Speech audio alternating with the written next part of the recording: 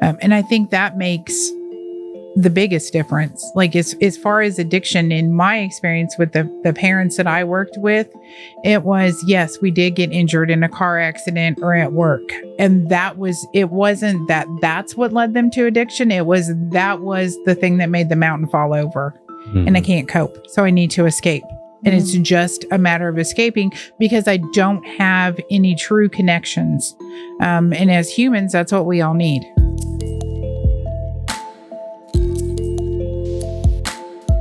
Welcome to Creepalachia. We're going to dive deep into the foster care system again with three amazingly professional, highly trained individuals with NECCO, which is is it local or like, is it West Virginia wide or is it outside of West Virginia? Yep. It's also in Ohio, Kentucky, and Georgia. Okay. So it's all kinds of places. So NECCO, which is a for-profit foster care child placing agency. Yeah. There we go. All right. So let's go from left to right. We'll start with you, Cyndie.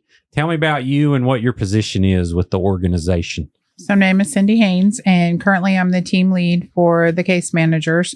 My experience is it started in 2009 with Child Protective Services.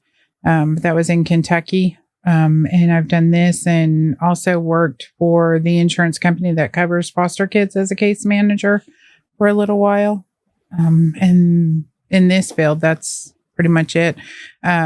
Lived in West Virginia for almost 2 years, but have been visiting for the last 18 years. Nice. Well, glad to have you. And you, Cyndie? Mindy. Gotcha. We got Cyndie, Mindy, and then Madison. Yeah. Yep. Okay. Is there another Indy? Lindy? Wendy? Why can't it be Wendy? Right. All right. If only. Sorry. All right. So Mindy, tell me about yourself. My name is Mindy Lilly, and I am a licensing specialist at NECCO. I have years of experience in the field. I also am a foster and adoptive parent as well. So I've got lived experience. And prior to that, for about 13 years, I worked behavioral health, mainly with folks with disabilities. So I also got to see how the foster care system kind of ended up feeding into an adult program that way. Good deal. Highly experienced in different ways. And your role specifically with NECCO? As a licensing specialist. Yeah. So I am responsible for recruiting and training foster parents, as well as getting them certified and opening their homes so they can accept placement of children. Good deal. And Madison, what about you? What do you do? So my name is Madison Surge. I'm a licensing specialist at NECCO. Mindy mainly deals with the opening of homes. I deal with the recertification of homes, make sure everything's good, all the documents are up to date and in the file. This is my first social work job, and it was terrifying, but here I am. Well, welcome. Welcome to the party. Obviously, I'm going to make really awkward jokes the whole episode because foster care is not something to joke about. It's devastating in West Virginia, and it just seems to keep on climbing. Yeah. So I want to tackle first. So when someone out there hears for-profit foster care placing agency, there'll be someone that thinks, oh, that's some underground trafficking, Oh. So let's kind of break down that first. I want to know exactly what that means because, there are nonprofit agencies, correct? Yes. That also do the same thing. Mm-hmm. This one's for profit, which, me going by my simple brain, for profit means we're going to make some money. Nonprofit means that people make money. They just kind of lie about it. That's totally a stupid joke. All right, go ahead, Cyndie. What does that mean? So NECCO is a for-profit agency. Primarily, it is a business and there is the aspect of the business, but what that enables NECCO to do is also provide the best services possible. So we have more resources because it's a large corporation and not just a local office that we tap into. in the state of West Virginia, the nonprofit laws and expectations and things is a little too it's just a little too much. Mhm. And so it made more sense for the company to be in West Virginia, a for-profit company. Our headquarters are located in Ohio, and there are several like regional offices throughout the state. And I can understand, like, you know, hearing that there is a definite, oh, it's a corporation, or, oh, it's a for business kind of company. So I can say that most of my experience, like I said earlier, is from Kentucky, and I worked with several different placing agencies. And when I moved to West Virginia, it was with the intention of working for NECCO, primarily because of my experiences in Kentucky. The case managers complained about the company the least. The foster parents were supported the most out of all the other placing agencies that I worked for. And I saw in real life and in real time how that played out for the families and for the kids. And that NECCO, like just the corporate values of the company, they uphold on a daily. So it's not, well, you know, we're going to say this, but then in reality, what we're going to do is, no, they actually do uphold. For like example, the last 2-3 weeks, we have been gathering Christmas presents for foster kids and also the biological children of the foster families, because they deserve also. And so as we go through and one child didn't get sponsored, or we just, you know, had a new placement, or, you know, one of the siblings got way more than the other sibling or something like that. So we just tapped into the money that we have and went out and purchased more. To make sure that every child has, you know, presents on Christmas morning. Okay. So I have a few questions, and they may be stupid or not. So just tell me if they are. So does this mean that certain families won't qualify due to income, or how does it, like, you know, how does NECCO make money?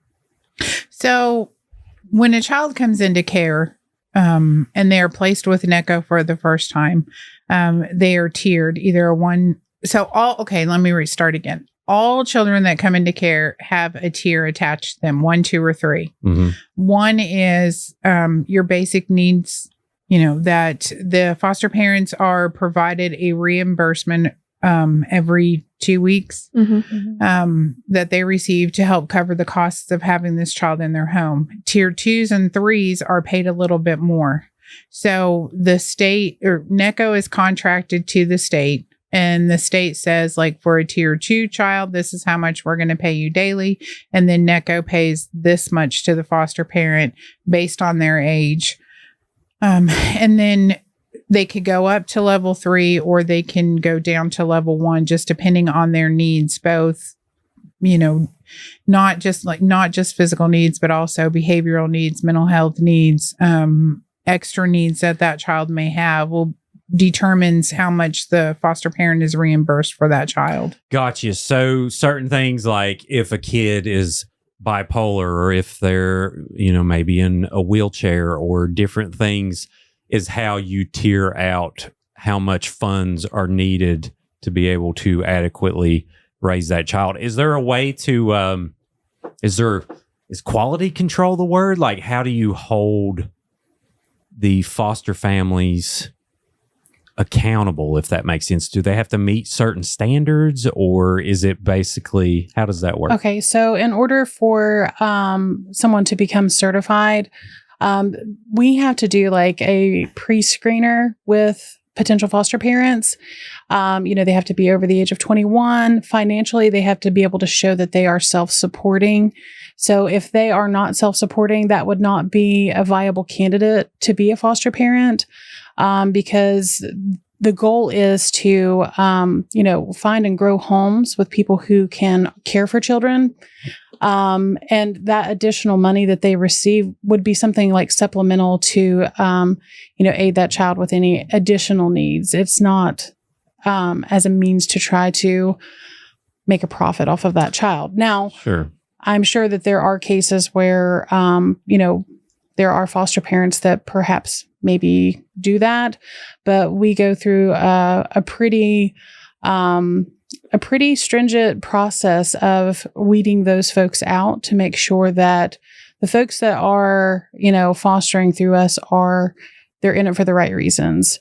Either they want to grow their family or they want to be able to support children in care, not because they're trying to use that to supplement their own income. Gotcha. And, people have obviously abused the system in the past, and there's good and bad apples in every bunch. But at the same time, I always am glass half full. I feel like a majority of the foster care parents are doing the right thing and are really trying and in it for the right reasons. So what is the criteria for someone wanting to adopt? Like, do you have to be married? Do you have to have these certain income ratios, or how does it work? Yeah. So you would definitely need to be able to show that you are self-supporting. That is a requirement. That's a requirement to foster, but also that would be a requirement for adoption, or at least through us.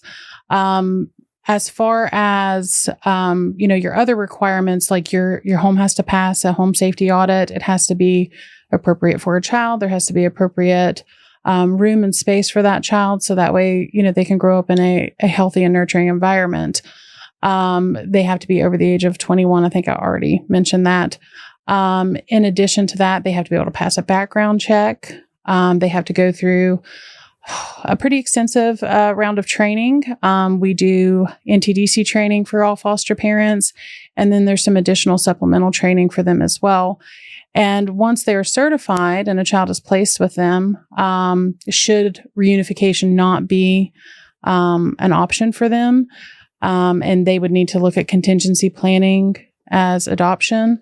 The same criteria that led them to become foster parents would be the same criteria for them to be able to move forward and adopt. Okay, got it.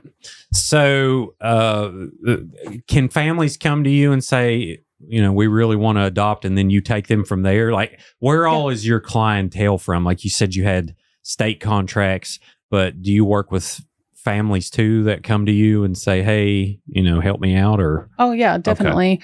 So a lot of it just depends. Sometimes it's word of mouth. Potentially other foster parents have kind of shared their stories and their experience, and as a result, they may have friends or people that go to school with their kids that are interested in doing the same thing, and they reach out to us.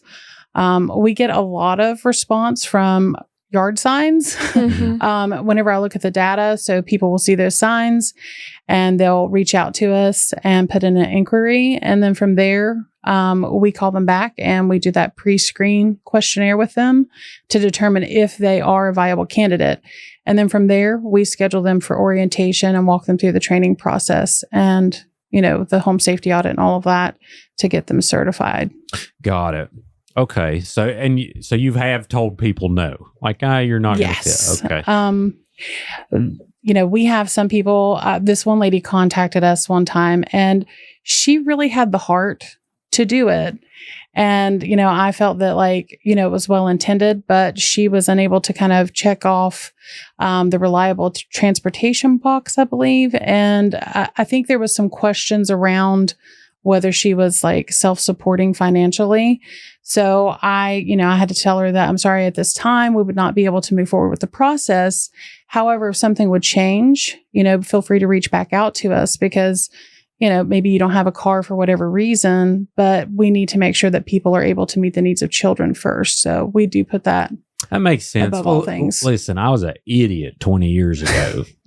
People get in a bit better situation and you have to grade. I mean, you're putting kids' lives in the hands of other people. And to clarify too, fostering does not mean adopting. It's kind of the mid level. So it's important to note that whenever it comes to foster care, reunification is the primary goal, almost always.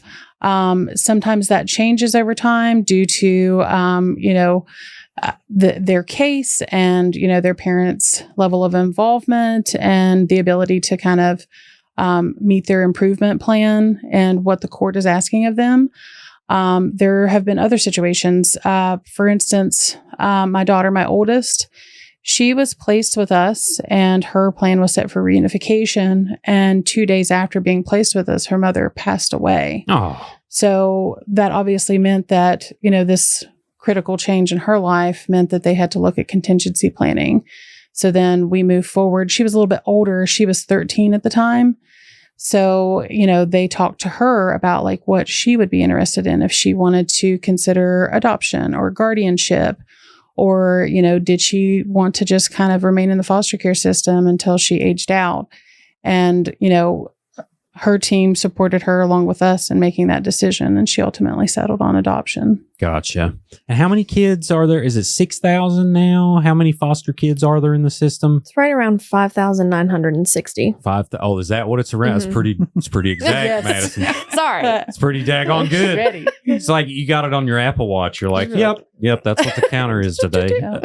And I remember, like, I heard the number. It was probably 10 or 12 years ago, and it was like 3,000 and some. So that number stuck with me forever. And then I heard the new number, and I'm like, whoa. Wow. Yeah. Just keeps on going, which is depressing. But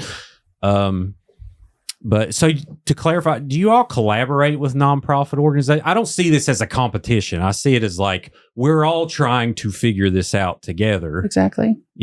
So do you all work with other organizations regularly or collaborate on any projects, or how does that work? You go ahead. As far as other placement agencies, no, we commonly do not work with them unless like one of their foster homes or one of their families is for whatever reasons unable to keep a child in their home. Then we might coordinate a little bit if one of our homes has accepted them. Outside of that, any other agency in the community we do work with, we're willing to work with, and are trying to foster those relationships to continue to work with. No, I will say back in the spring, and this is something that we'll be doing again this spring, we partnered with the VFW, the local VFW, and they did what is called a bag drag event. And what they did is they reached out to members of the community in order to get like baggage and, personal care items, things like that for kids that are maybe coming into care and, they don't have anything. And we did partner with other agencies to, split up what all was donated. Mm-hmm. So like there are times that where, we are able to kind of like work with other agencies, but for the most part, they all kind of, and us included, kind of operate independently of one another. But, occasionally you might have one reach out to you, especially like if they get a kid that was with NECCO previously and they need a little bit more background, or vice versa. So there is a little bit of that, but not a whole lot. Gotcha. Okay. So y'all don't just get together and have a hot dog sale and, all right, let's do it. Okay. Well, it's good to know. So take me through the process. How do you get a list of kids? Do you get a spreadsheet from somewhere, or, how do you establish what kids need fostered? So typically what we have is a referral system. So a child comes into care, there is a sheet of information that's filled out about them, and then it goes out to all placing agencies. And then when we receive it, like we have NECCO West Virginia has a teams group, and the referrals are placed there. So it's any office across the state will look at their foster families and see if they think it's going to be a good match. And if it is, take the steps forward to see if the worker will accept placement. Depending, every situation is different. So occasionally there are times when the worker will need to reach out to like the other professionals that are involved, like the guardian ad litem, their supervisor, the prosecuting attorney, whoever it may be, to see if it's okay to move forward. Some of those cases are like, northern West Virginia accepting a placement in Mercer County, like that travel time for visitation and to remain in contact with parents sometimes plays a huge part in if they'll accept the placement or not. Or they know, when the workers come to us, they know the children better than we do. Obviously, we've never met them. So, we'll describe our foster home and I'll be like, okay, there's 2 other foster boys there. And they're older than this child you're asking about. And the worker will be like, well, I think that they would do better in a home with younger children, or that's not an ideal situation for this child. So they'll be like, we're going to hold off on placing the child there. Mm-hmm. So kind of dynamics of the family, also location. And like right now for us, like the homes that we have available that have openings are very few. So if across the state, if that, like if all agencies don't have any openings primarily for older kids, then that child is either, taken to a shelter or a hotel or Airbnb or something like that. How many openings do you have? Or go ahead. Oh, I was just going to say, like, it's really unfortunate because I've worked at a couple other child placing agencies, and it's like that across the board. So a lot of times you will see openings for children under the age of, 10, but definitely more so under the age of 5. But then whenever you get these referrals in for like, a 12-year-old, a 13-year-old, teenagers, especially, like there's just not as many homes open or that are willing to accept placement of teenagers. I think people get a little intimidated about the idea of fostering a teen.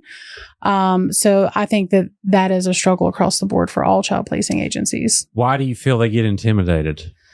I think it's the thought of, or like, teenagers are, they're viewed as being like more rebellious, or a lot of times, parents may begin their journey as foster parents because, they're wanting to, grow their family. And they're concerned that maybe they're not going to be able to make that connection with an older child. Mm-hmm. I personally have, fostered older children, and I say, don't be scared. I mean, it's been, for me, like it's been a joy. And even though they're teenagers and they are definitely like more set in their own like personal identity. I really enjoy the fact of kind of like getting to prepare them for that next step in life. It's kind of more like a mentorship, but the relationship does grow just the same as it does with younger children. Sure. Yeah. And I want people and listen, don't get offended by this. Mm-hmm. I don't want us to look, we're not going to Petland and looking for the puppy. Right. You know what I'm saying?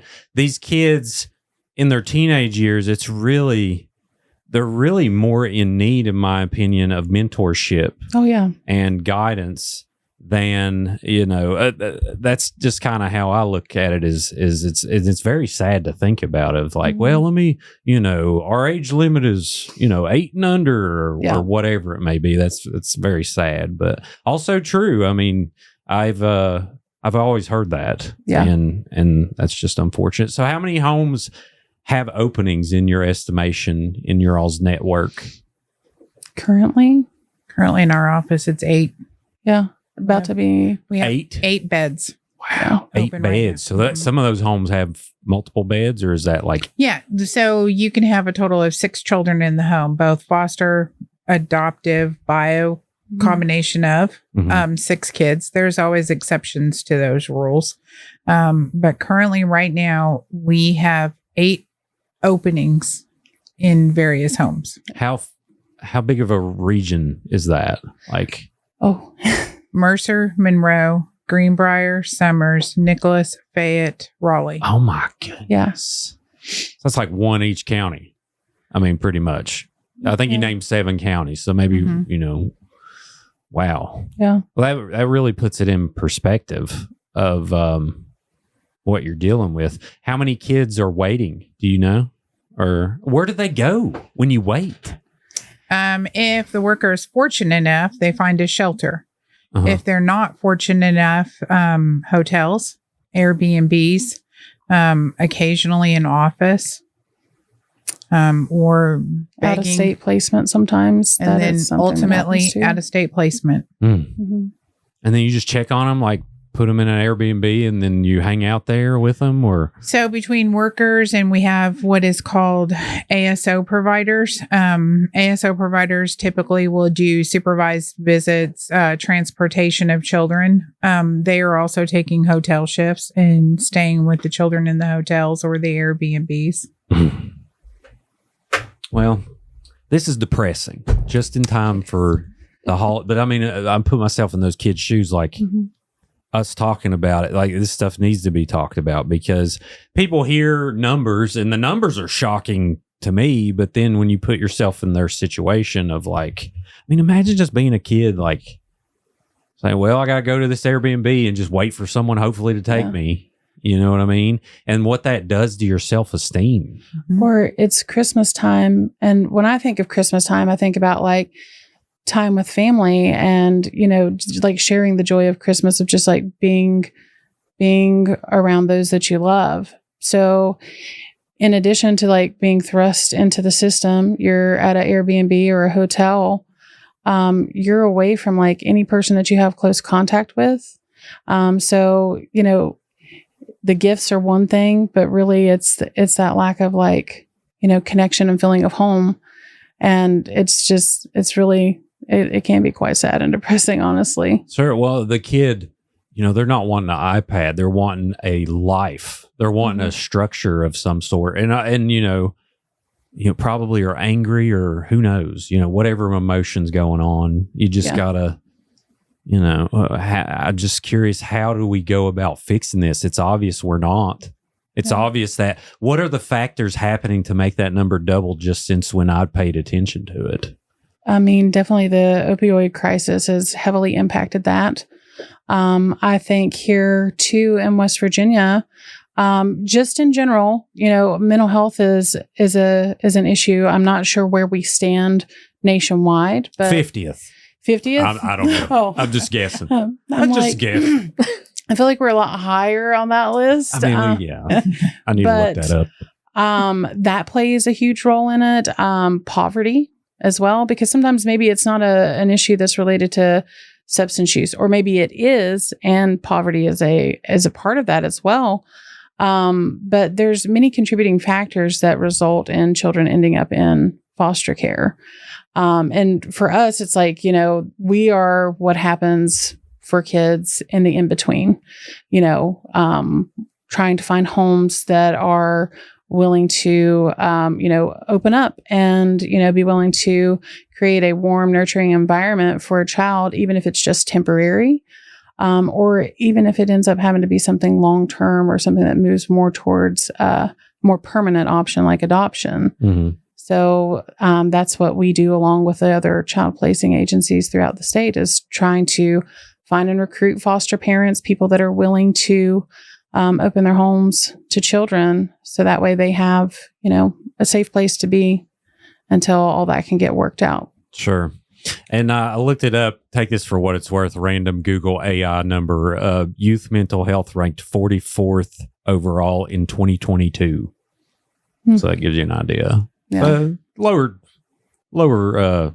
on the totem pole, but anyway. I think also contributing is we're on typically third, if not fourth generation of children that are being born exposed. Mm-hmm. So it's not just that my mom used, it's that my grandma used, it's that my grandmother used, or grandfather and father.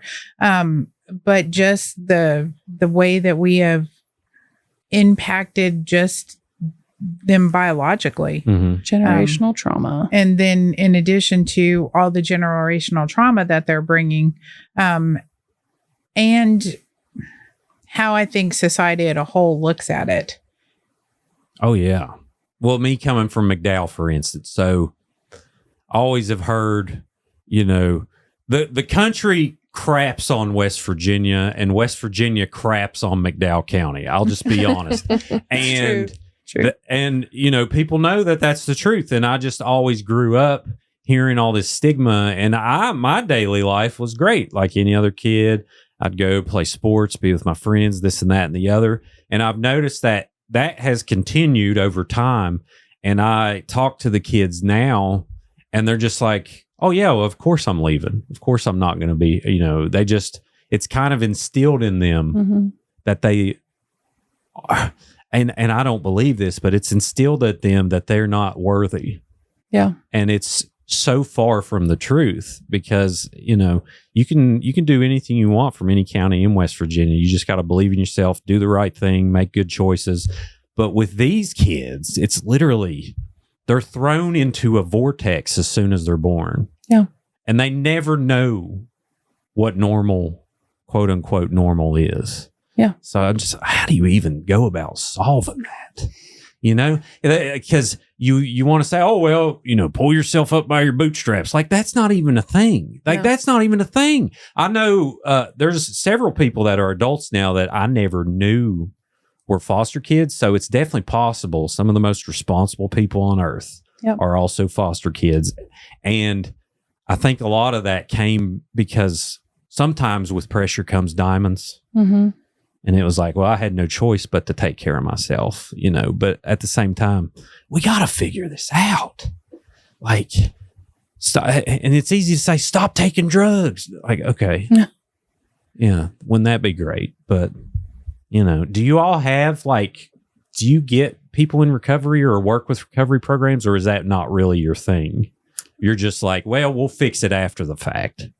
So different counties have family treatment court for the parents who have lost their kids that have come into care, so that way they can get into rehab. And it's typically a 6-month long process, if not longer, for family treatment court. And they have these different milestones that they have to meet in order to start getting visits with their kids, to get the kids back, getting their own home, showing they have a job, just showing that they can provide stability for their kids again. Well, you said reunification is the key. So I'd say that's a huge part of reunification is like, all right, get your life together, and then we're going to take care of your kid until you meet these standards.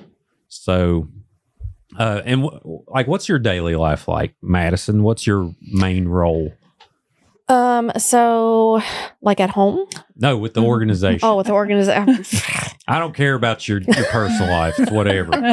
But, so I'm also a foster parent. So, well, I do care. So I do licensing, sitting there, I make sure all the documents in the foster parents' files are up to date, just so that way they don't go out of compliance, which that's a whole nother beast in itself. But just constantly staying in contact with these foster parents, making sure, everything's in the file. If they need anything, doing review of homes. If, say they have a family member no longer living with them, or someone new that is living with them, updating that to make sure we're in compliance with everything. Gotcha. I'm curious about the payment structure. And if someone's listening and this convinces you to foster a kid, don't foster a kid. But I'm just curious, what is the payment structure currently for tier 1, tier 2, and tier 3? Is it a set standard currently? Do you adjust for inflation? How does it work? I mean, right now, you probably know the numbers better than I do, but those are per diem rates. Okay. Age impacts what that per diem rate or that daily rate is, along with whatever their tier level is. So what would be the lowest per diem? I believe it's 26, 28, 26 or 28. 26, 28. That would be for a 0 to 5-year-old at tier 1. That's $2,600-$2,800 a month. Dollars a day. Hold on, dollars a day? Yes. Oh, $26 a day. Right. Yes. So 26 times. Okay, got it. Okay, so it goes by daily. Yes. Got it. And I think the highest is 35? I think it's 45, maybe even 48 and that's a tier 3 teen. What does that age range go from? Could we pause for this? Oh, no, go right ahead. Yeah, you can look it up. I can keep it going. That's what I'm good at, y'all. I can't see it without looking at the spreadsheet with the numbers on it. No, Cyndie's going to look it up while we're talking. So, and just hearing that, $45 a day does not sound like a lot to me because, I mean, I know there's people out there. We do poverty Olympics in West Virginia. Yeah.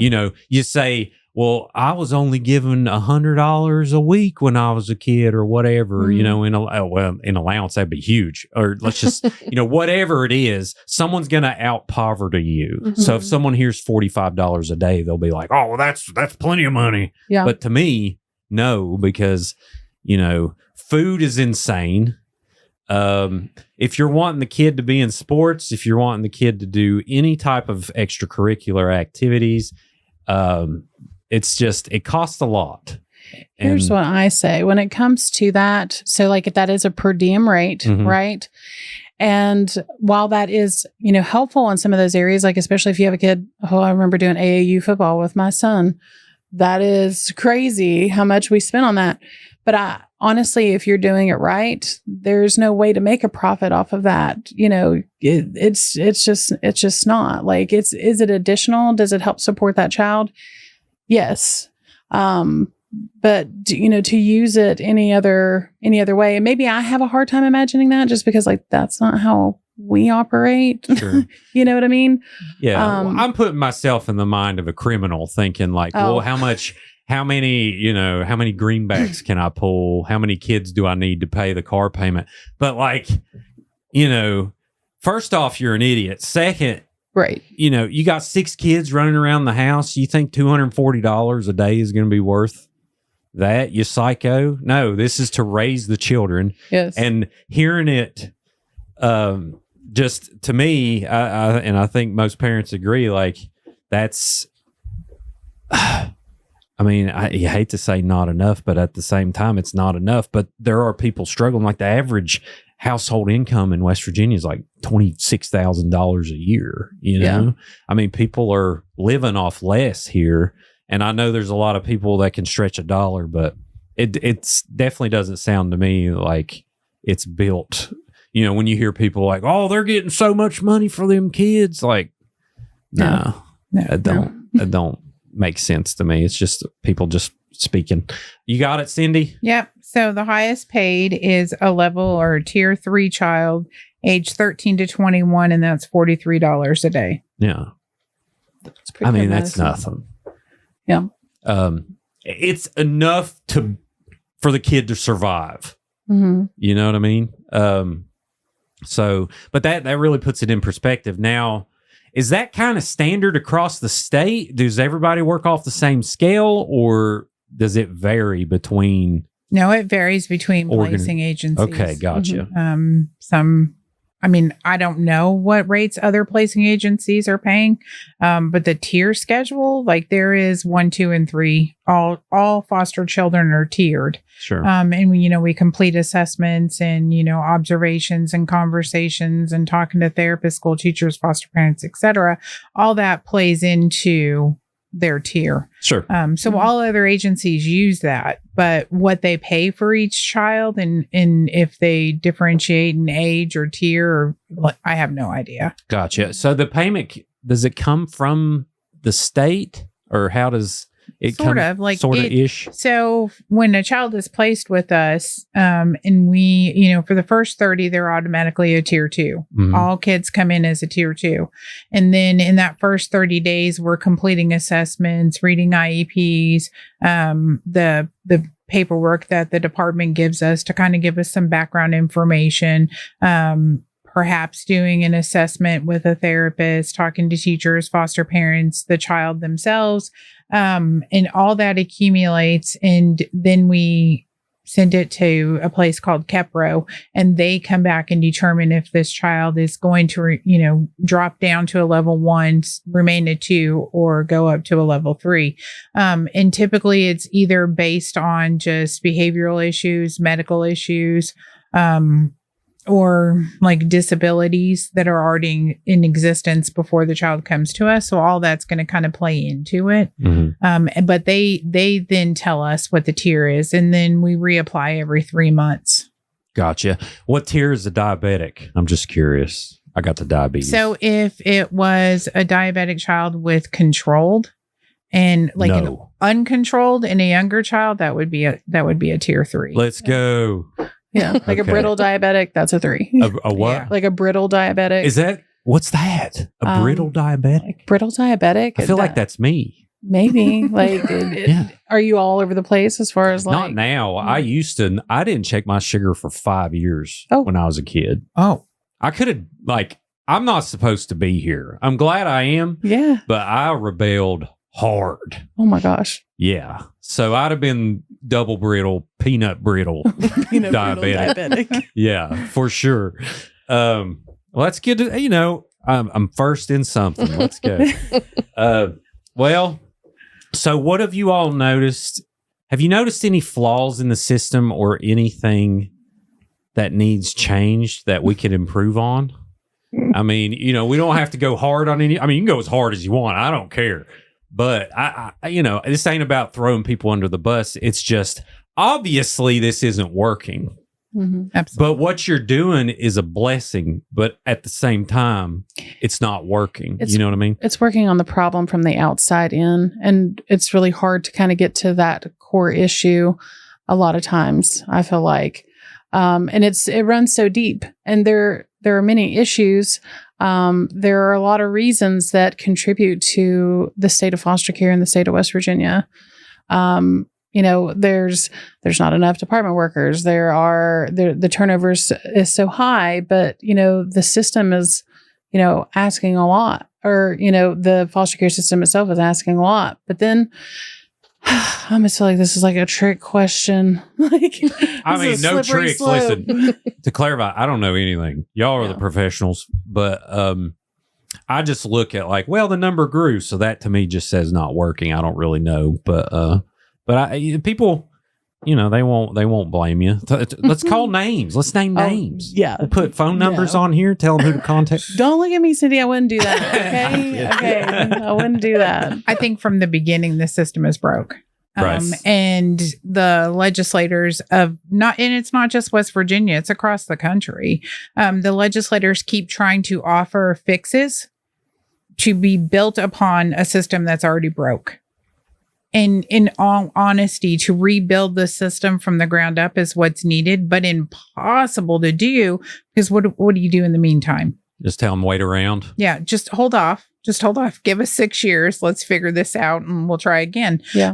But it's the whole system. It's not just Child Protective Services. It's the way the courts handle it. It's the lack of resources. It's the resources that are, 14 miles away, but it takes, 33 minutes to get there just because of the mountains. It's the school systems, they don't have enough. It's all the things. And the child is forgotten. Sadly. It's the child who suffers for the sins of society, the sins of their parents, the sins of the powers that be. It's that kid that's sitting in a hotel room Christmas morning with no tree and no family. Yeah. And I mean, we could talk and I'm sure that there is so many other people that are in the field that we could all debate for the next 6 years about what the problem is and about possible solutions. Mm-hmm. I mean, every state is trying something different. Every state is coming up with different solutions, and yet the numbers still keep rising. Sure. I made this analogy before. It's like you're duct taping holes in the boat while it's sinking. It's like you're just trying to actively fix the topical problem when the core of the foundation is cracked. Yep. So, interesting. And, that's why I get upset over the trivial things that we argue about sometimes when in Charleston. I'll just say some of the things when there are issues that are constantly climbing, like the foster care system, that I know, like you said, they're trying. It's just, what do you do? When you can't, literally some of this is we can't legislate accountability. We can't legislate, someone to have a happy home and to, get along and not have domestic violence occur every other day.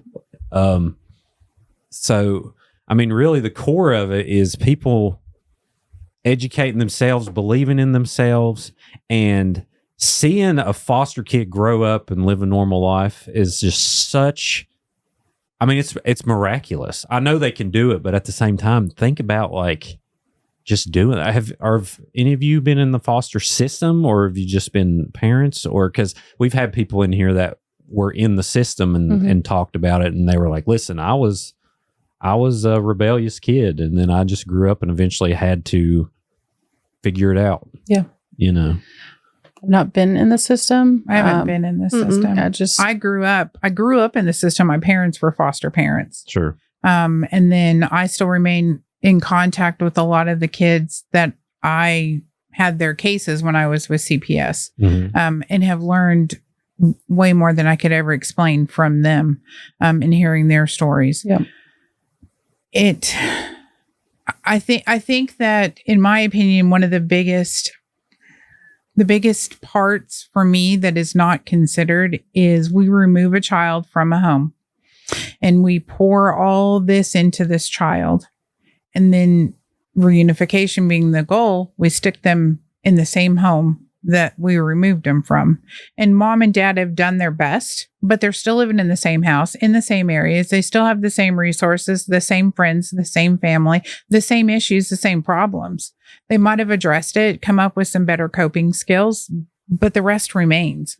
And then if reunification doesn't happen and this child is eventually adopted, they're going to go back and find mom and dad.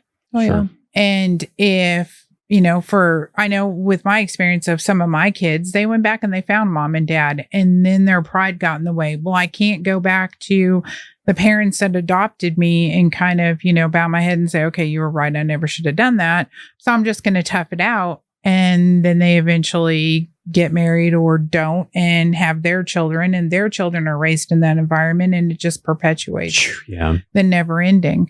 Or you have the flip side, they go to jail. And what good does that do? It's expensive and sucks. And, all the way around. I think I can't remember the last figure I saw to actually keep someone in prison. It's like 80 or 100 grand a year or something per inmate. And I'm just like, golly, this is nuts. So raising foster kids, what have you all noticed in what would if you could just turn a switch? Is there something you could say, I'm going to fix that with this light switch? Done. Is there anything like that, or what has your experience been? So, I don't believe that there is any level of like fixing. It is supporting kids as they grow into like adults and supporting like their own personal identity and helping them along the way to kind of like heal themselves. Cause there's not like as a parent, like you can't like make it all go away. That was a struggle that I had as a foster parent initially. We thought we're going to do all the things and, provide you with this loving home with all the things that you want, the support that you need. But it does come with its set of challenges as a result, and having to kind of grow as a person myself and realize that I will never replace mom and dad. That's not our role in this. I'm an addition to your life of like a supportive, loving adult that just wants to kind of help you on your way. Mentor. Yes. I really feel like I've settled on that more than anything. Like I'm a parent, but I'm a mentor, especially at this phase in life. All my kids are now teenagers. Mm-hmm. So, definitely heavy on the mentor part. But like what I saw in the beginning as a foster parent is like I started out on the journey, and what that's grown to be is it's a lot different. And it's definitely taught me a lot about myself. Yeah. Honestly, I've learned a lot. Do you ever go to the reunification and you're like, you can stay for like a few more months if you want? Or is it kind of is it a beautiful time, a bittersweet time, or? It's different. Bittersweet. Yeah. So we've seen like a couple of cases go to reunification. One specifically, it was reunification, but it was not with their parent. It was with a grandparent. And they lived out of state. That was hard for us. We thought it had been so long that we were going to be contingency plan of adoption. But the grandparents, they wanted to be a part of this child's life, and we were in support of that. And what we did is we just worked on building a relationship with those parents. So we're, extended family. We still stay in touch, all of those things. And anywhere I can. And if, a parent was open to like maintaining contact, we would definitely want to do that, because children having to like return home, it is good because they're able to reunite with their parents and stuff, but it's still another loss because they're losing out on the relationships that were built while they were in foster care, be it with the parents or other children that lived in the home with them. So being able to like maintain those connections, I feel like is huge for kids. Well, not to mention, it may have been terrifying beforehand. Yeah. Oh, it is. Absolutely. It may be like, daggone it, I thought I made it. Yeah. And now I got to go back. I'm sure they miss their parents, but at the same time, eventually, now it took me a long time because my dad was a terrible dad. But I know when my parents got divorced, I felt like I won the lottery. It was like, you mean I get to go hang out with grandma all the time? I get to go, And now, granted, we had to move and uproot our life and all this stuff, but life was not scary anymore. It wasn't like we were walking on eggshells and I was worried that I would say something wrong, Yeah. And not that goes on in every situation, but I would say a majority of these situations, there's a lot of that going on, No, in my experience, and I did CPS for 12 years. In my experience, sadly, the kids want to go back so they can save the parents. Oh, really? Yeah, they feel responsible for. Like, I had one little kid, he was 6 years old, and he would go out in the woods and collect eggs from just random chickens that just lived in the woods. And his big concern was, A, who's going to feed mom? B, who's going to cover her up with a blanket? And C, who's going to use the Tonka truck to fight off her boyfriends or the men she were to bring home. Yeah. And his goal in life was to do whatever he had to do in order to get back to mom and protect her. But imagine the humanity in that, though, of like, this kid has been through hell. It's still there, of that protection, that wanting to take care of people, So that actually gives me a lot of hope to hear that. Now, me, it was kind of protecting my mom too, because she was suffering from the abuse as well, and she was out of it. It was like we were all out of it, So I can understand that. That's for some of the kids I worked with, there is that fear of going back home. Yeah. But that desire never goes away. They still want to please mom. They still want mom, dad, grandma, grandpa to say, yes, I'm proud of you. You did a good job. Yeah. And hearing it from foster parents or teachers or case managers or whoever is not the same. Sure. Yeah. Kids want to go back home. That's why when they turn 18, that's the first thing typically they do. Well, and subliminally, that's why it never leaves. That's why we're so jacked up when we grow up. It just never leaves. Even now, I'm subliminally doing all this crap that one day, maybe my dad will be like, Yeah. You know what I mean? Even though I am over a lot of the anger I had, I know it's still there.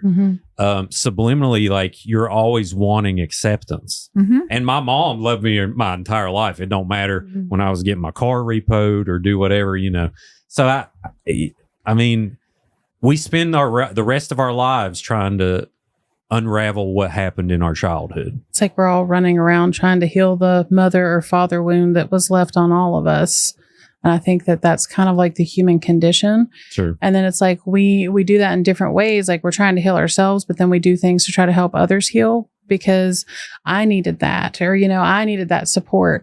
I would say that's probably impacted my journey, up until this point. Honestly, we're all just like a bunch of little hurt kids, like running around trying to like heal from the past. It's a bunch of bull crap. Yeah. And then we overcompensate, and then you're enabling them. And then before you know it, you're paying their mortgage until they're 58. Like, we don't want to do that either. No. So it's like this tightrope of how do you, like, what do you do? Yeah. Because I know, my parents didn't get along, this and that, but I know I took portions of that in turning it into good and being able to take care of myself and, provide for myself, because basically I didn't have a choice. I think there's a value there too, but at the same time, I don't want my kid to go through an abusive childhood so she'll be able to pay her freaking bills. I want to figure out how we can do all the things. Yeah. So, and now, and that's not even talking about, that's just normal people. I mean, try to quit a habit. And then you're asking all these people to do all these things that sound so easy to you because you figured out how to divert your energy into positive direction, and they took it in the negative direction. It's just as hard, if not harder, to break. I mean, have a heroin addiction or a meth addiction or something that you lived on that maybe it started off, maybe you got hurt in the coal mines, you did this or that or whatever. Happens all the freaking time. People get hurt at work, they get on pain pills, and then before they know it, they're sucked into this world. Now, of course, there's idiots too that just make bad decisions, but a majority of people get sucked into addiction, and I could only imagine what that's like to break out of. I mean, I've had I can't even quit caffeine. Yeah. You know, and it doesn't even, I think it just about gives me a heart attack. That's about it. You know, Right. So try to quit heroin. Yeah. You know, It's sad to watch. So like I grew up with a alcoholic parent, and it was hard, and it's been hard like throughout my entire life has revolved around that. Mhm. And it's, as a kid, like I felt the same way about like, I just want to, help my dad heal, or like, wanting to be good enough for him to want to make that choice. Mhm. And then, definitely like being angry for a period of time. But then I got to a point to where I'm just like, I just really hate it because you're like imprisoned by this thing. Like it was a thing that maybe you partook in to, take the edge off, or to chill out and relax. And then now here you are like dependent on it, and you need it, because if not, like, you're going to crawl out of your own skin. Sure. So, it's sad to watch that happen. No, honestly. yeah. I often ask myself, like, if he calls me on his deathbed, Mm-hmm. will I take the call? Like, what am I going to do? Like, for years, it's like, nope. Mm-hmm. Some men don't deserve their son. I mean, it's just the truth. But who knows? I mean, I don't even think he would. I think he's kind of too prideful and self-absorbed to do that, but I don't know. But anyway, foster children. Madison, what has your experience been like? So mine is super new. I just started fostering about 4.5 months ago. We had gotten a placement, little baby, and he went home 2 days later. So that was super tough. Super glad though, but still super tough. And then we got a call, a couple weeks later for another baby, and he's been with us since, and I love it all. So how hard is it? It's harder to adopt, correct? How is it not? Because I hear a lot of people having issues trying to find adoption. Logistically, it is not harder to adopt. Like when we were talking about earlier, the referrals that come in, there are times that we get referrals that the child is ready for adoption. All rights have been terminated. There is no family available. So that makes it easier. The emotional, the ability to handle the way the child communicates, which is typically through outbursts and behaviors, that part is very difficult. Mm-hmm. And starting off your foster care journey as going right into adoption, I cannot imagine without having that experience and that time to grow, both as a person and as a parent, to just jump right in and we're going to adopt. The way the system works is the child has to be in your home for 6 months. You really don't know somebody in 6 months.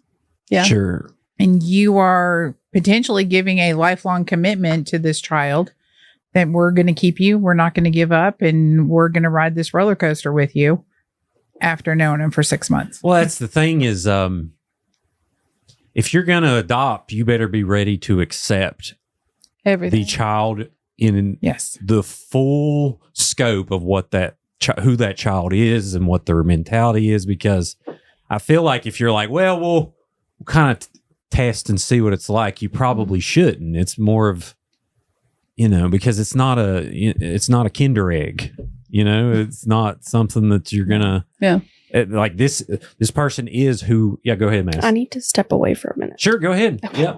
Go ahead. And while she's stepping away, there's one thing I did want to say, going back to what Mindy had said and what you were talking about. I think that the light switch that needs to be flipped is natural supports. Yes. Honestly, the difference in going down the road of addiction or becoming a better person is because you have people in your life that support you. Mm-hmm. And oftentimes, they don't. Sure. or the people that are in their lives that try to offer them support are in the same boat with them, and we're both trying to bail out. And I think that makes the biggest difference. Like as far as addiction, in my experience with the parents that I worked with, it was, yes, we did get injured in a car accident or at work. And it wasn't that's what led them to addiction. That was the thing that made the mountain fall over. Mm-hmm. And I can't cope. So I need to escape. And it's just a matter of escaping because I don't have any true connections. And as humans, that's what we all need. And so without those real connections, who's going to help, who's going to support, who's going to be next to me? I'm out here on this on my own. Yeah. I feel like, so in my opinion, because I also was an ASO provider several years back, and something that I feel like, especially for parents that are in the situation that they're in, that leads to children being placed in foster care. I had a case that resulted in reunification, and it was a much smoother transition, and they were involved in family treatment court. I feel like you may not necessarily have the natural supports, but there's a support system that is put in place that is calling on parents to be accountable, to their actions. And it's like a constant check-in. Mm-hmm. I feel like, that family had a lot more success due to the intervention from family treatment court, and kind of like how they like wrap things around those parents. So those that may be lacking, I feel like those natural supports, like from the system, that's something I feel like positive that has happened. The aftercare yes. that they had, even because oftentimes children are returned home, and within a matter of a month or two, maybe 3, that case is closed, and all those people that were pouring everything into them are no longer involved in their lives. Yeah. In Louisville, Kentucky, they started a program, and it was the START program. And so those who had went through, in Kentucky, it's called drug court. It's the same thing as family court is here. But once they graduated from that and they were able to successfully maintain for a year, part of the program was then they came back and became mentors for somebody just entering the program. Gotcha. So you're building in those natural supports, you're building in those resources, and they were able to help parents connect to all of the things like job training and where to find clothes and how to fill out an application for a rental unit, or how to even budget and sustain a budget. Well, so building, I think that's part of the answer ultimately, is that we need to have a system that builds upon itself instead of constantly seeking paid supports to come in, and change the mindset that we do need to pay it forward. Like, I am where I'm at, and I need to give to help bring others to where I'm at. Oh, yeah, for sure. I mean, accountability is always a huge thing. And you was talking about community. I mean, I'm agnostic. I almost got baptized to just be a part of a church and just be like, hey, but I don't want to do it without being totally in. But it's like the community around a lot of churches is so positive. Yeah. So, your surroundings literally can make all the difference too. Oh, for sure. Absolutely. If you have some positive person that's living their life and growing up doing all the right things, that's going to be way more beneficial to you than some, person that's probably sleeping with your girlfriend and, and offering you drugs every now and then. It's not a good friend to be around, So that's just, it really matters. So I do have a gripe, looking outside looking in, of one thing that I want to ask y'all about that has happened in my world of marketing and media. Why do we have to blur foster kids' faces when it comes to photography in school systems? I think that alienates them so much.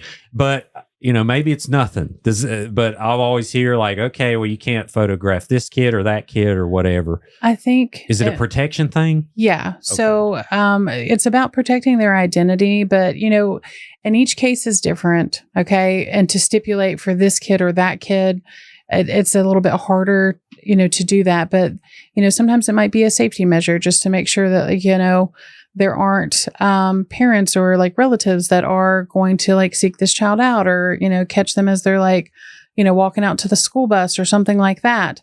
And, it does also, safeguard, I feel like, parents as well, foster parents, that is. But I feel like a lot of it is, but I see what you're saying, because as a parent with kids that were, in foster care, this is prior to adoption, I hated that too, because it's like, I just want them to have like, a normal, like, post on Facebook with their class, and you don't have to have the little star face over your kid's face. But because it's like, there's the foster kid, but at the same time, I get security wise, like, you don't know who their parents are. You don't know who all is involved. I mean, in general, to be honest, we probably shouldn't ever post where our kid is ever, to be honest. You just never know.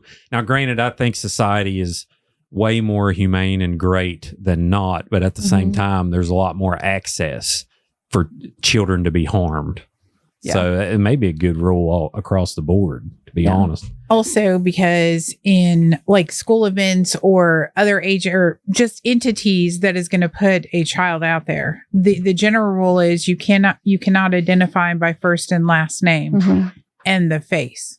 So you got to have like one of the three, first, last, or face, have to be gone. But also you ask a question, it just starts bringing up images. So, I'm that good. A good majority of the kids I worked with, if their face was out there on the internet and somebody wanted to search their face and their history, then they would find all the things that mom and dad posted about them. Yeah. Okay. And that could be very, very bad. It just, it depends on the case and what that parent has going on. Yes. I have a kid who had a parent that was in prison for some pretty serious charges. And she herself carried a lot of shame just because of the connection to that. Because, children are very much like, whatever my parents are, that is like who I am. So if people view my dad in a negative light, they're going to view me in a negative light. So there's also that part too of like protecting their own personal sense of identity as well, I think. Yeah. And then there's the other side of it to where they're like, well, I want to be just like everybody else and posting stuff on social media. So that's the thing. It's tough. Let's just all delete our accounts. I'm going to delete the Facebook Don't do it. Tonight. And then, everything will be fine. But yeah, it's kind of it has to remain. For security purposes, especially. That's just the only thing I could think of. But all right. So what are our hopes for the future? Let's end this. It doesn't have to be a high note. If you're like, you know what, I'm quitting tomorrow. Like, I'm done doing this. That's fine. But what are we looking at? Is this a solvable problem? No. I don't think that it's a solvable problem, but I think that a lot of little people trying to make a difference, it kind of chips away at it, because you may not be able to make a difference in the foster care system, but you can make the difference in the life of a child. And I think that that's most important, because it's not going to be fixed today, but having adults that show up for children in the ways that they need them to, that's, I feel like, curating a better tomorrow, because hopefully, there's some healed young men and women who have gone through what they've gone through, who are going to step up and say, hey, I want to make a difference, and I've been through this. And, my son, like I said, we were watching podcasts, and he was like, you need to tell them, there needs to be more foster parents, and those foster parents need to be willing to ride it out with kids through the hard times, because that's what I needed. So, that was kind of a beautiful moment to hear him kind of have that introspective, hey, this can make a difference. And, this is what kids need. So, and I know that because of my own experience, but I feel like a lot of the little people doing the things, showing up for kids, and that being foster parents, professionals, etc., I feel like you can make small differences, and small differences matter. Oh, yeah. It's like you may not be able to fix the overwhelming situation, but you can change that kid's life. Yeah. Which is pretty incredible. I'll take that any day. Yeah. And you change that child's life. And hopefully, if we keep changing individual lives, eventually it will make a huge impact. Just like the problems that we face today weren't created in my lifetime. The solutions I will not see However, I contribute now in the hopes that this will then eventually grow through the generations and make a difference. Yeah, love it. So more foster parents for sure. Oh yeah. Gosh, Listen, yes. that number, what's that? 5,960. That's a huge number. And the only way to really like meet that need to where kids are not staying in hotel rooms or being shipped out of state, things like that, is for people saying, hey, you know what? I want to see if, I qualify. How can I be of assistance? And if you can't foster, there are other things that you can do to contribute. You can donate, or if you know a kid that's in foster care, like be that mentor for that kid. Teachers, I love teachers because they have a great way of like showing up for kids in ways that they don't even realize. But yeah, foster parents, they're needed. Call us, not just us. So like we talk about this a lot too. Yes. It's not just NECCO. Like it doesn't matter who you foster through, just foster somewhere. Yes. Yeah. Well, I mean, this ain't a commercial for NECCO, No, but you all are involved in the system and are doing important work. And shout out to teachers too, because they get a lot of crap. All of their asks for higher pay is publicized. Mm-hmm. They're doing it because they love it. Yeah. There is not one good teacher that did it for the money. And you hate even saying that. It's not like, I wish they were paid more. But at the same time, it's a problem when everyone knows that you didn't do it for the money. Yeah. Like they know you're not paid well. You know what I mean? And I know with my daughter, she's had so many good teachers already come into her life that, and her parents are, they love each other and get along and take her to omelet shop every weekend. Yeah.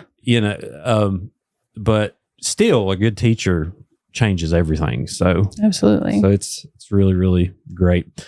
All right. What about you, Madison? What can we do? I think just kind of like Mindy said, be open to fostering, even teens. I know they seem scary, but they already know so much. And yeah, they do potentially have a lot more trauma than the little kiddos do. But how much more rewarding is it to work with them and see them come out the other side of that trauma? It's priceless. Yeah. Teach them how to vacuum the house. Teach them how to do laundry. Yeah. Some of them don't know. That's what I'm saying. I say that halfway as a joke, but at the same time, be handy, This is a life skill you're going to need. Hey. I mean, it really is. I still can't do laundry. I can do dishes really well with a dishwasher. But with a dishwasher. Yeah. It's good. I spray it off, put it in there. It's a whole thing. But I do have a question. So you all have warning signs, correct? Because I don't know if it's just me, but I feel like lately we've had a lot of stories about a lot of predators, and I feel like we never need to lose sight of the importance of protecting these children, and especially children as vulnerable as foster children. Yep. I'm just curious, like, do you all have guidelines you go by of what you look for before you contact CPS, or how does that work? No, absolutely not. I honestly believe, and I will say this until the day I die, if you got an ick feeling, call. Yeah, call. Okay. Yeah. We do offer training and stuff to foster parents as well. And then we also have that training as well. Like with identifying sex trafficking, that's kind of like a part of it. But if I were to get like a ew feeling, I'm probably not going to move forward with like certifying somebody, but they do have to go through background checks and stuff. But I know that doesn't always protect as far as that goes. Sure, yeah. Because there are a lot of people who maybe they just haven't been caught. I know me as a mom, I'm just kind of like hyper vigilant anyways. And like, if there's something just slightly off or sus, I'm like, you're a little strange. I don't know about you. Yeah. I don't know. But we also do have case managers that visit our foster homes. They are in there at least twice a month. Some are there weekly. And a lot of that is, checking in with the kid and the foster parent to support them in any way necessary. But also they're checking for like safety issues or, addressing any concerns that they may have as far as that goes. Sure. So it's rare, and we don't have to like break any privacy laws, but there have been situations where you're like, and then you kind of got to move it up the chain. I like how Cyndie put it, just call. I mean, that's what they're there for. If you feel something, there's not no checklist of like, well, they met the first 3, but not the 4th one. It's just putting it in the system and making people aware. Coming from the CPS side, even if it doesn't meet criteria, I would strongly encourage people not to give up. Because, I mean, in my experience, there wasn't enough this time to meet the criteria for an investigation, and there wasn't this time. But that 3rd time, oh, wait, we've had 2 other calls about this.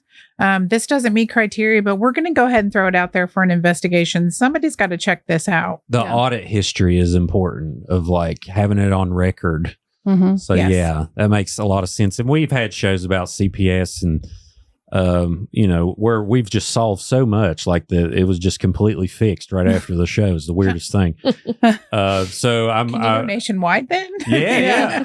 Have a good feeling.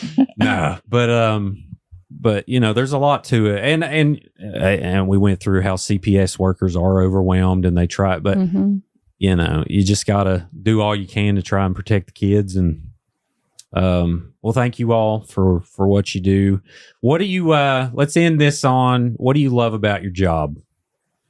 Let's go one at a time. Madison, you first. No. Dang it. I knew you were ready. So I was like, okay. I love spending time with the kids. I love getting to know them, seeing them grow and how far they've come, whether it be in a week's time or a year's time. There's always that growth. And they surprise you in the best ways possible. Heck yeah. What about you, Mindy? So mine's probably a 2-part. I also enjoy watching kids grow and kind of overcome some very challenging situations. But I also enjoy being able to share my own experience and knowledge with foster parents and give perspective on things, because we've been at it for 8 years now. And I like to be able to see those families grow and feel strengthened as a unit. So that way a child is supported. So it's about supporting the family so they can properly support the kids and help them heal and grow. How is it fostering through the pandemic? Oh, did that affect your job? No. So, at the time I worked, at Rest Care, and we were considered, what was that? Essential. Oh yeah. I was definitely at work all the time. It was definitely challenging for my kids. They struggle a lot with transitions and just having that normalcy and structure, when it comes to being at school. And my son had a very, very difficult time through COVID. But we were able to kind of, work through all of that. But yeah, we didn't. You made it. We're still working. Yeah. Good deal. What about you, Cyndie? So mine's twofold also. I think that I feel like I'm contributing to the betterment by helping the helpers. So being that support for the foster parents, being that sounding board. I also obviously enjoy the kids. I don't have as much interaction with them on a regular basis because I'm more of the behind the scenes kind of person now.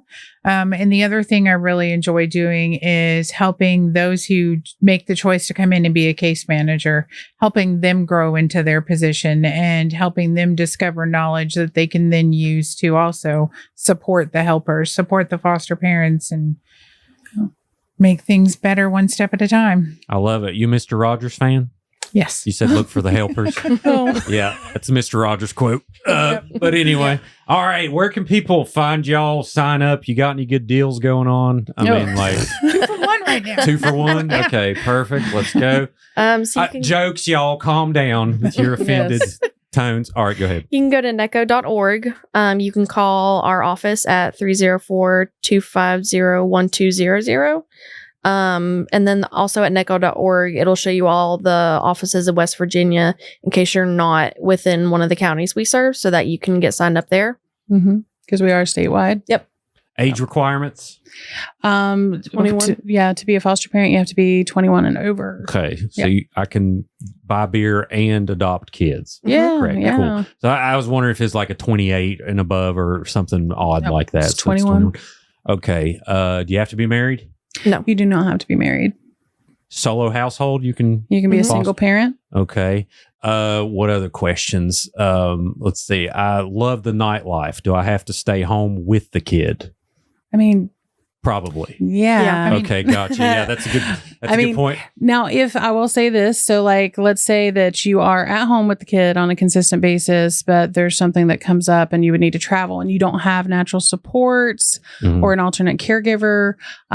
There are other services that are provided, such as respite, that can be utilized. What's that? It's like you get to go have a spend a night with a friend, and they are Nice. certified as foster parents. So babysitter. Yeah. Yes. Okay. Babysitter that meets all of the safety requirements Let's go. that we require. Income requirement. How do you know that I'm taking care of myself? You So, mentioned that. In order to know What was that it? self-supporting. Yeah. Yeah. So what we do is like we have parents to fill out a financial form that tells us about all of your monthly expenditures as well as what your monthly income is as well. And we have to see that there's, Credit not a score? deficit. There's no credit score. You don't Thank have to worry God. about having a good credit score or anything like that. You just have to be able to provide, proof of income, be it through like pay stubs at work or if you have your own business, whatever that is, you have to be able to show that you have an income and that with that income, this is where our money goes each month and this is how much we have left over each month. Yeah, you can't have more going out than you Then do coming in. Yes. Easy peasy. And you also have to have a medical statement from a professional stating that you are in good enough health to parent. Good enough. Solo diabetics, can they adopt?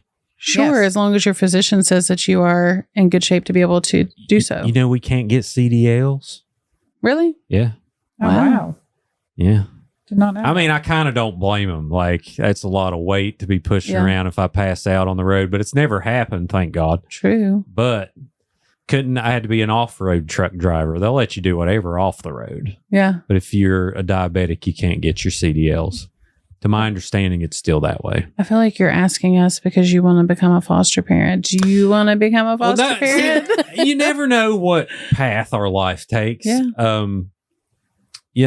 I get involved in so many things, and I try to help in whatever way that I can. I try to buy my way into heaven. Like maybe I get there and they're like, you didn't really believe technically for a long But you're time. kind of like a cool dude. So, yeah, but like you bought 10 kids bicycles one Christmas. Yeah. I think that gets you in here. You Yeah. know what I mean? I think that there's a give and take there, but apparently that doesn't matter. But I want to debate that fact. So I'm trying the best I can, but you never know. I mean, I know our daughter has been a blessing, and me and my wife are so busy. We literally couldn't have had two. Yeah.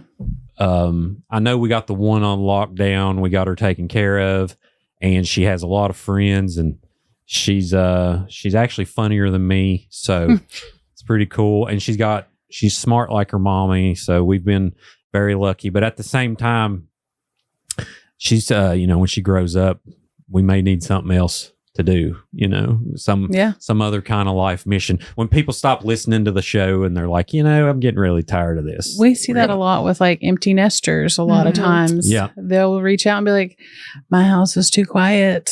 I need purpose in life. I want to become a foster parent." So yeah, Those are the people that should. yeah, It's never, I don't think for 98% of the people fostering a kid, it's never about a money decision. no, I think it's, and maybe it's more than that, but it's a calling kind of. I've always said that. I knew, okay, so like I remember like being in high school, I didn't even understand what it meant. I was like, I'm gonna adopt kids one day, but I didn't like understand what that meant.